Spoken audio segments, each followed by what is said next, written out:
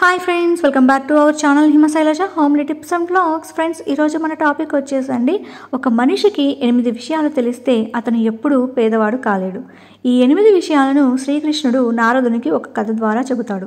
ఒకసారి నారద మహర్షి శ్రీకృష్ణుని వద్దకు వచ్చి, ఓ ప్రభు, మానవుల క్షేమం కోసం నేను మీ నుండి 8 విషయాలను తెలుసుకోవాలనుకుంటున్నాను. అవి ప్రతి మనిషికి చాలా ముఖ్యమైనవి. తద్వారా కలియుగంలో ప్రతి మానవుడు క్షేమం పొందగలడు మరియు ఎప్పటికీ పేదవాడు కాలేడు అని ప్రశ్న వేస్తాడు. అప్పుడు శ్రీకృష్ణుడు, ఓ నారదా, నిజంగా మీరు మానవుల శ్రేయస్సు కోరే మంచి ప్రశ్న అడిగారు. ఈ ప్రశ్నకు సమాధానం నేను ఒక కథ ద్వారా చెబుతాను. ఈ కథ వింటే మీ ప్రశ్నకు సమాధానంతో పాటు ఒక సోదరుడి మధ్య సంబంధం ఎలా ఉండాలో కూడా తెలుస్తుంది. కాబట్టి జాగ్రత్తగా వినవలసిందిగా చెబుతాడు.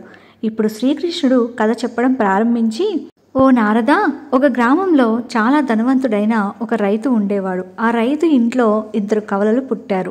ఆ 2 కవలల్లో ఒకరు కొడుకు కాగా మరొకరు కూతురు. ఆ రైతు కొడుకుకు రాహుల్, కూతురికి చిత్ర అని పేరు పెట్టాడు. ఇక్కడ ఆ రైతు పిల్లలు పెరగడం ప్రారంభించినప్పుడు ఒకరోజు వారి వయసు క్రమంగా వివాహానికి అనుకూలంగా మారింది. రైతు తన పిల్లల పెళ్లి గురించి ఆందోళన చెందుతాడు. ఒకరోజు ఆ రైతు ఏదో పని మీద పక్క ఊరికి వెళ్తాడు. అక్కడికి చేరుకున్న తర్వాత అతను ఒక వ్యాపారవేత్త కొడుకును ఇష్టపడతాడు మరియు అతను తన కుమార్తె చిత్రను ఆ వ్యాపారవేత్త కొడుకుతో వివాహం చేస్తాడు. కాబట్టి చిత్ర తన తండ్రి ఇంటిని వదిలి అత్తమామల ఇంటికి వెళ్తుంది. రైతు తన కుమార్తెకు వీడ్కోలు పలికిన తర్వాత అతను తన కొడుకు పెళ్లి గురించి ఆలోచించడం ప్రారంభిస్తాడు. ఒకరోజు ఆ రైతు భయంకరమైన వ్యాధి బారిన పడ్డాడు. తండ్రి దీనస్థితిని చూసి రైతు కొడుకు చూడలేకపోతాడు. ఆ తర్వాత అతను తన తండ్రికి ఉత్తమ వైద్యుడితో చికిత్స చేయిస్తాడు మరియు అతని తండ్రికి అత్యంత ఖరీదైన మందులు తెస్తాడు. కానీ అతని తండ్రి పరిస్థితులు ఎటువంటి మెరుగుదల లేదు. ఆ రైతు యొక్క సంపద మరియు ఆస్తి మొత్తం పోతుంది. ఈ విధంగా తన తండ్రికి చికిత్స చేయిస్తూ రైతు కొడుకు పేదరికం అంచుకు వెళ్తాడు. రైతుకు వ్యాధికి ఏ మందు పనిచేయకపోగా రైతు తన కొడుకును దగ్గరకు పిలిచి, కుమారా, ఏదైనా పని మానవ సామర్థ్యానికి మించినది లేదా ఆ పనికి పరిష్కారం దొరకనప్పుడు ఆ పనిని దేవునికి వదిలేయాలి. కాబట్టి నువ్వు నా గురించి చింతించడం మానేసి నీ భవిష్యత్తు గురించి ఆలోచించు. ఈరోజు కాకపోతే రేపు నేను ఈ ప్రపంచాన్ని విడిచిపెట్టాలి. కావున నువ్వు పెళ్లి చేసుకో అంటాడు. అతని దగ్గర డబ్బు సరిగ్గా లేనందున ఒక నిరుపేద కుటుంబానికి చెందిన అమ్మాయిని రాహుల్ పెళ్లి చేసుకుంటాడు. పెళ్ళైన కొద్ది రోజులకే తండ్రి చనిపోతాడు. రాహుల్ తన తండ్రి అంత్యక్రియలను పూర్తి ఆచార వ్యవహారాలతో నిర్వహిస్తాడు. పొలాలు, గడ్డివాములతో సహా రాహుల్ వద్ద ఉన్నదంతా అప్పటికే తన తండ్రి అనారోగ్య చికిత్సకు ఖర్చు చేస్తాడు.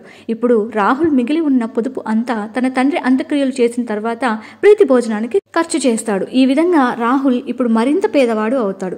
రాహుల్ బయటకు వెళ్లి ఒక గుడిసెను నిర్మించుకొని ఇతరుల పొలాలలో కష్టపడి పనిచేసి అతని భార్యను పోషించుకుంటాడు.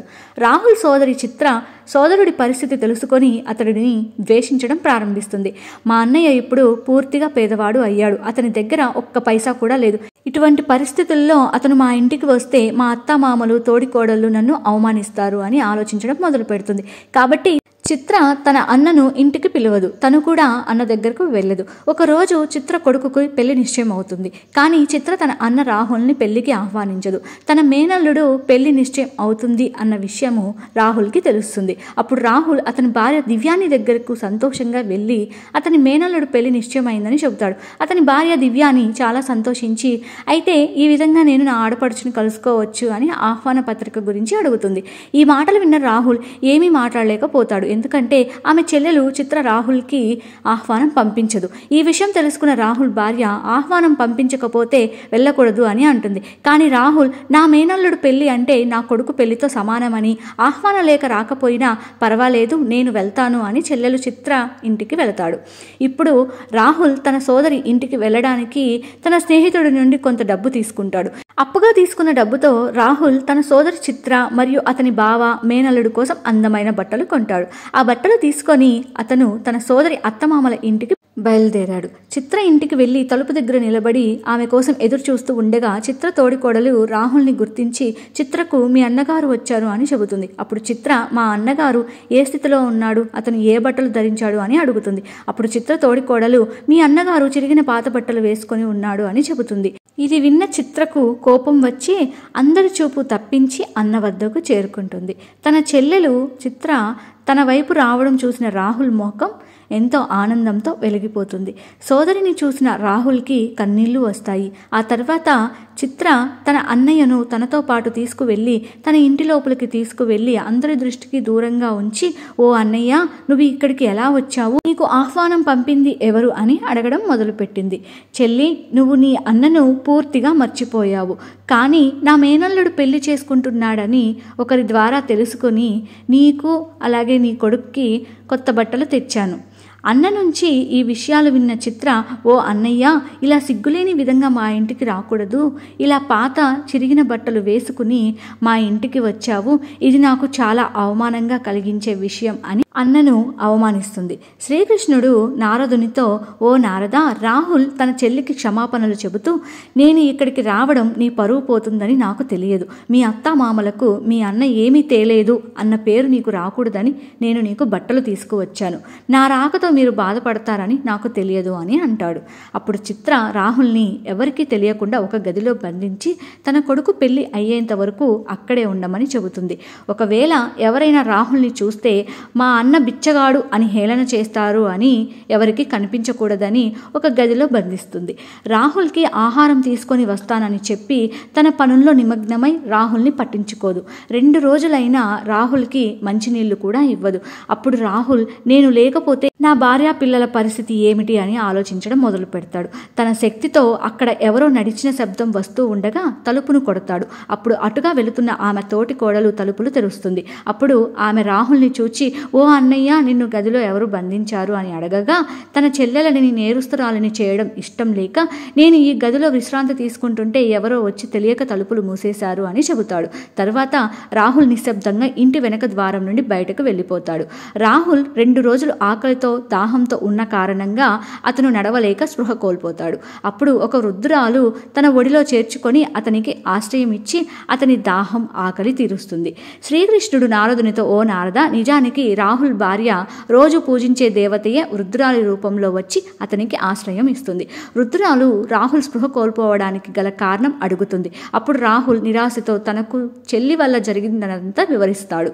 తరువాత అతను ఇంటికి బయలుదేరిపోతుండగా వృద్ధురాలి రూపంలో ఉన్న దేవత ఖాళీ చేతులతో వెళితే, మీ భార్య పిల్లలు మీ చెల్లెలు ఏం పంపించింది అని అడుగుతారు. కావున ఈ పండ్లు తీసుకొని వెళ్ళమని ఒక పండ్ల సంచిని ఇస్తుంది.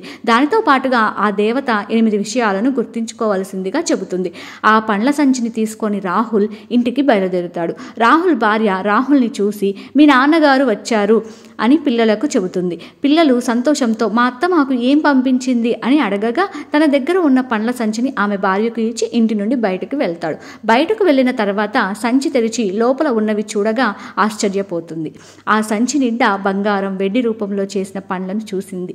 రాహుల్ తెచ్చిన పండ్లలో కొన్ని దానిమ్మ పళ్ళు ఉన్నాయి. రాహుల్ భార్య దానిమ్మ పళ్ళను పగలగొట్టగా దానిమ్మ పళ్ళలో నుంచి వజ్రాలు వచ్చాయి. ఇదంతా చూసిన రాహుల్ భార్య చాలా సంతోషించి తన భర్త దగ్గరకు పరిగెత్తుకుంటూ వచ్చి తన భర్తతో, మీరు పెళ్లికి వెళ్ళి ఏం తీసుకొచ్చారు?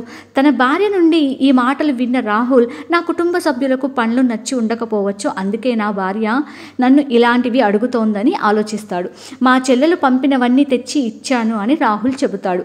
అప్పుడు రాహుల్ భార్య దివ్యాని, ఇదిగో చూడు, మా ఆడపడుచు మన కోసం ఏం పంపిందో. ఈ మాట చెప్పి దివ్యాని రాహుల్ ముందు బ్యాగ్ తిప్పి చూడగానే లోపల నుంచి వజ్రాలు, ముత్యాలు, బంగారం, వెండి బయటకి వచ్చాయి. రాహుల్ ఈ దృశ్యం చూసి, ముత్యాలు, వజ్రాలు పండ్లలో దాచిపెట్టి పంపించింది మా ఆడపడుచు అని అంటుంది. అలా దారిలో తనకి ఎదురైన వృద్ధురాలు మామూలు మహిళ కాదు అని, ఆ వృద్ధురాలు దేవత అని అర్థం చేసుకున్నాడు. కానీ రాహుల్ తన భార్యతో ఈ విషయాన్ని ఏమీ చెప్పలేదు. తన మనసులోనే ఆ వృద్ధురాలికి కృతజ్ఞతలు చెప్పుకుంటాడు. రాహుల్ మునుపటిలాగానే మళ్ళీ ధనవంతుడు అయ్యాడు. రాహుల్ తన భార్య మరియు పిల్లల కోసం ఒక అందమైన మరియు విలాసవంతమైన భవనాన్ని నిర్మించి ఆ భవనంలో రాజుల మాదిరిగానే మరియు నగర ప్రజల అందరినీ చూసుకోవడం ప్రారంభించాడు. త్వరలోనే శ్రావణ మాసం రాబోతుంది కాబట్టి నా ఆడపడుచుని వాళ్ళ అత్తమామల ఇంటికి వెళ్ళి తీసుకురమ్మని రాహుల్ భార్య దివ్యాని అంటుంది.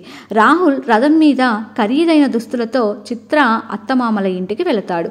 అక్కడ చిత్ర తోడికోడలు రాహుల్ని చూసి చిత్రతో మీ అన్నయ్య వచ్చినట్లు ఉన్నాడు అని చెబుతుంది. అప్పుడు చిత్ర అతను ఎలాంటి పరిస్థితుల్లో ఉన్నాడు, ఎలా ఉన్నాడు అని అడుగుతుంది. అతను రథం మీద ఖరీదైన దుస్తులతో రాజులాగా ఉన్నాడని చెబుతుంది. చిత్ర బయటకు వచ్చి చూడగానే ఆశ్చర్యపోతుంది. ఆమె ఒక గొప్ప విలాసవంతమైన రాజభవనం మరియు అనేక రకాల సేవకులు రాజభవనం లోపల పనిచేయడం, ధాన్యాగారాలు, తన సోదరుడు యొక్క అటువంటి పరిస్థితిని చూసి పూర్తిగా ఆశ్చర్యానికి గురవుతుంది. ఇక రాజభవనానికి చేరుకున్న తర్వాత రాహుల్ భార్య కూడా తన ఆడపడుచుని చాలా బాగా చూసుకుంటుంది. మా ఆడపడుచు దయ వల్లనే మేము ఇలాంటి పరిస్థితుల్లో ఉన్నామని రాహుల్ భార్య అనుకుంటుంది. కానీ రాహుల్కి తెలుసు ఇది అంతా రాహుల్ భార్య దివ్యాని ఆశీస్సులతో జరుగుతుంది అని. రాహుల్ సోదరి తన అత్తమామల ఇంటికి వెళ్ళడానికి సిద్ధంగా ఉన్నప్పుడు రాహుల్ భార్య చిత్రకి ఏదైనా బహుమతి తీసుకురమ్మని అడుగుతుంది. అప్పుడు రాహుల్ చెప్పులు తయారు చేసే అతని దగ్గరికి వెళ్ళి అతనికి మాట్లాడే చెప్పులు కావాలి అని అడుగుతాడు. చెప్పులు తయారు చేసే వ్యాపారి దానికి చాలా ఖర్చు అవుతుందని అంటాడు. ఎంత ఖర్చైనా ఎంత డబ్బు నీకు కావాలన్నా ఇస్తాను అని, అవి తయారు చేయాలని, వాటిని వేసుకుని నడుస్తూ ఉంటే 8 విషయాలు అవి చెప్పాలని, అలా తయారు చేయమని ఆదేశిస్తాడు. శ్రీకృష్ణుడు నారదునితో, ఓ నారద, రాహుల్ వృద్ధురాలి రూపంలో వచ్చిన దేవత చెప్పిన 8 విషయాలను ఆ చెప్పులు చేసే వ్యక్తితో చెబుతాడు. మానవత్వం లేని అజ్ఞానవంతులు పేదరికం అంచున పడవచ్చు అని రాహుల్ మొదటి విషయంగా చెబుతాడు. ఇక రెండవ విషయంగా మనిషి ఒక పని చేయాలి. కృషి చేయకపోతే అతని సోమరితనం పేదరికానికి దారితీస్తుంది. ఎప్పుడూ మార్పు లేని పని చేసే వ్యక్తి కూడా పేదవాడుగానే ఉంటాడు అనేది మూడవ విషయంగా చెబుతాడు. అజ్ఞానాన్ని తొలగించి జ్ఞానాన్ని పొందాలి. కాలాన్ని నిందించకుండా బలమైన కర్మ సాధనలో పాల్గొనాలి అనేది 4వ విషయం. కర్మ ఫలితం ఎప్పుడు అదృష్టాన్ని బట్టి ఆధారపడి ఉండదు. ఇది మానవుడు చేసే కష్టాన్ని బట్టి కూడా ఉంటుంది. అంటే అదృష్టం లేదు కదా అని చేసే పని ఆపకుండా కష్టపడి పని చేస్తే ఫలితం అదే వస్తుంది అనేది 5వ విషయం. ఎప్పుడు ఇతరులను దూషించేవాడు ధనవంతుడు కాలేడు అనేది 6వ విషయం. శ్రమకు దూరంగా పారిపోయే వ్యక్తి ఎప్పుడు విజయాన్ని అందుకోలేడు, పేదవాడుగానే ఉంటాడు అనేది 7వ విషయం. పేదవాడిని దూషించడం, దానం చేయని వ్యక్తి కూడా ఎంత ధనవంతుడైనా ఎప్పుడో ఒకప్పుడు పేదవాడు అవుతాడు అనేది 8వ విషయంగా రాహుల్ చెప్పులు తయారు చేసే వ్యక్తితో చెబుతాడు. వజ్రాలు, రత్నాలతో తయారు చేయబడిన మాట్లాడే చెప్పులు చిత్ర తన ఇంటికి తీసుకొని వెళ్ళి నడవగానే ఆ 8 విషయాలు వినిపిస్తాయి. అప్పుడు చిత్ర బాధపడుతూ తన అన్నయ్యను బాధ పెట్టినందుకు గాను పశ్చాత్తాపపడుతుంది. ఇప్పుడు శ్రీకృష్ణుడు నారదునితో లక్ష్మీదేవి ఎక్కడ నివాసం ఉండదు అనే విషయాన్ని వివరిస్తాను, వినవలసిందిగా చెబుతాడు. శ్రీకృష్ణుడు నారదునితో, నారద, లక్ష్మి అంటే శుభలక్షణ లక్షిత అని అర్థం ఉంది. మనిషి రూపురేఖలు ఎలా ఉన్నా గుణగణాలు సక్రమంగా ఉంటేనే లక్ష్మీ కటాక్షం కలుగుతుంది. మనిషిలో శుభలక్షణాలు కలబోతే లక్ష్మి. ధైర్యం, వీర్యం, ఆరోగ్యం, బుద్ధి ఇవన్నీ లక్ష్మీదేవి సంకేతాలే. వీటిని ధైర్యలక్ష్మి, సంతానలక్ష్మి అని వివిధ పేర్లతో పలు రూపాల్లో కొలుస్తుంటారు. పవిత్రంగా ప్రశాంతంగా ఉండే ఇండ్లలో మనుషులతో తాను ఉంటానని స్వయంగా లక్ష్మీదేవియే ప్రకటించింది. శుద్ధలక్ష్మి అంటే పరిశుభ్రంగా ఉన్న ఇంట్లోనే ఆమె ఉంటుంది. ఇంటిని, తమ ఒంటిని శుభ్రంగా ఉంచుకున్న వారింటికి పిలవకపోయినా సిరి నడిచి వస్తుంది. శుద్ధి అంటే పైకి కనిపించేది మాత్రమే కాదు, అంతర్శుద్ధి కూడా. సర్వకాలాల్లో బాహ్యంగా మానసికంగా శుద్ధి ఉన్న చోట లక్ష్మి నివసిస్తుంది. బూజు కొట్టుకుపోయిన పైకప్పు, మురికి పట్టిన గచ్చుతో లావిహీనంగా ఉండే ఇండ్లలో లక్ష్మీదేవి అరక్షణం కూడా నిలవదు.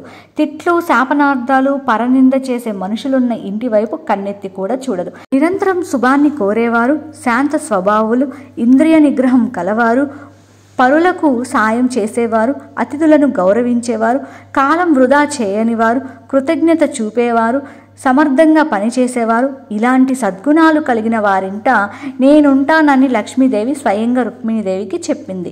లక్ష్మి నిలిచిన చోట సుఖ సంతోషాలు వెల్లివిరుస్తాయి. కష్టపడే వారిని సదా అనుగ్రహిస్తూనే ఉంటుంది. లక్ష్మీదేవి అనుగ్రహం అంటే ఐశ్వర్యంలో మునిగిపోవడం కాదు, డబ్బు మాత్రమే కాదు, జ్ఞానం, సంతృప్తి, ప్రశాంతత, ఆనందం ఇవన్నీ లక్ష్మీ స్వరూపాలే. ఓం నమో నారాయణాయ. సో ఫ్రెండ్స్, చూశారు కదా, ఒక మనిషికి 8 విషయాలు తెలిస్తే అతడు ఎప్పుడు కూడా పేదవాడు కాలేడు. ఈ 8 విషయాలను శ్రీకృష్ణుడు నారదునికి ఒక కథ ద్వారా చెప్పాడు. దాని గురించి మనము ఈ వీడియోలో పూర్తిగా తెలుసుకున్నాము. నాకు తెలిసి మీ అందరికీ ఈ వీడియో నచ్చి ఉంటుంది. నచ్చితే మాత్రం ఖచ్చితంగా లైక్ చేయండి. Bye friends, take care.